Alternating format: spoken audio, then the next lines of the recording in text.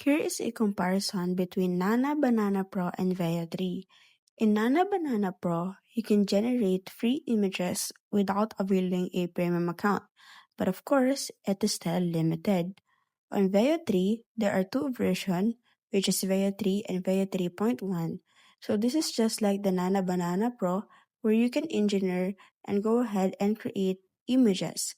But of course, you need an API key before you actually go ahead and use this. So you have to go to API Studio first and go ahead and have a paid API because it is required for Veo 3. Now you can go ahead and do a prompts. Now here's a table for concise comparison.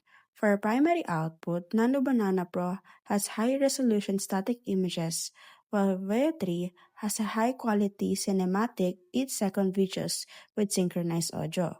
For core capability, Nano Banana Pro has image generation with precise details and reasoning from Gemini 3, and Veo 3 has only video generation. For workflow benefit, Nano Banana Pro used to create keyframe images, while Veo 3 continues the creative process by generating motion content from keyframe image.